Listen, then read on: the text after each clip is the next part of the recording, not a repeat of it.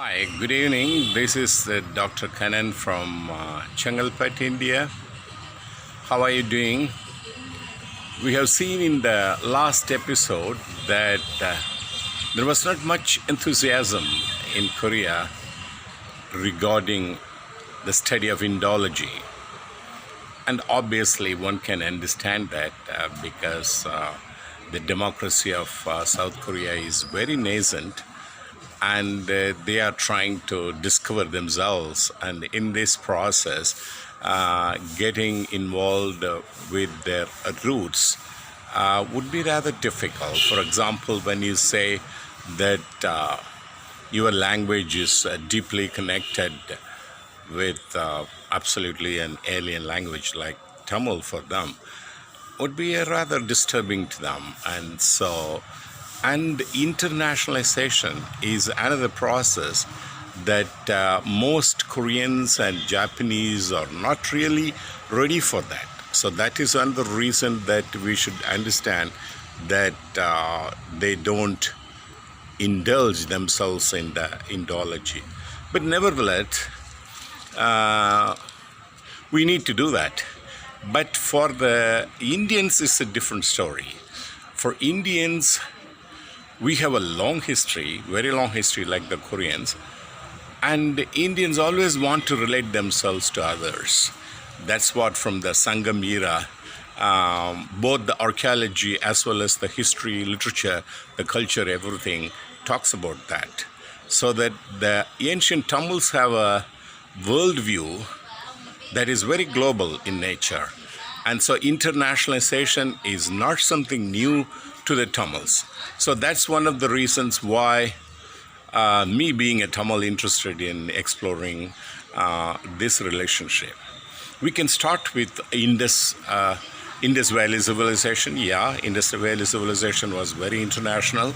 But coming back to Tamil Nadu, then one can say that the Adichanallur. The Adichanallur is more than 600 BCE. And even in those archaeological discoveries, we see the skeletons of Mongolians, the skeletons of Europeans, and the blacks, as well as the Tamils. So that shows that that the ancient city was a metropolitan with the international connections. So only with that background we should see. But of course, Buddhism brought a lot of connection between China, Korea, and Japan. We don't know really like how the old Indians called the Koreans. For example, we give Hucho's story. Hucho was a great Buddhist monk. He traveled all the way from Korea, from the Shilla dynasty, from the capital of Shilla called Gyeongju, and then he actually learned Buddhism, especially the esoteric Buddhism, in China, and then he went all the way to India to understand Buddhism. More than Buddhism, he didn't learn those languages, but he was interested in seeing the places and to have a visual actually knowledge of how Buddhism existed in ancient times. He was actually like in the period of 727 CE. So that was in the 8th century AD. He was traveling back to India, and there he visited 5 kingdoms during those periods, mostly on the north. He went all the way to Gandhara in Afghan, and then in Pakistan, as well as he went to the Deccan kingdoms, and then he returned through the Silky Way path.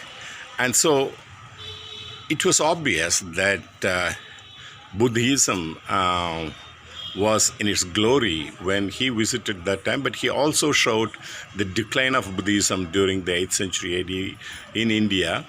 And the interesting thing is that these facts tell us that Buddhism connected Far East, especially Korea and Japan, with India. And the Buddhistic studies in India have not paid much attention again to the East. H.O. should have been actually considered seriously in the travelogues like Marco Polo or Yuan Swang. But unfortunately, the scholars are not paying that much attention to H.O. And in India, probably they didn't know that H.O. was from Korea. They might have thought he was a Chinese traveler on those times. So there are certain difficulties like this, but we need to overcome to find the real connection between Korea and the ancient India. We'll see you later. Bye.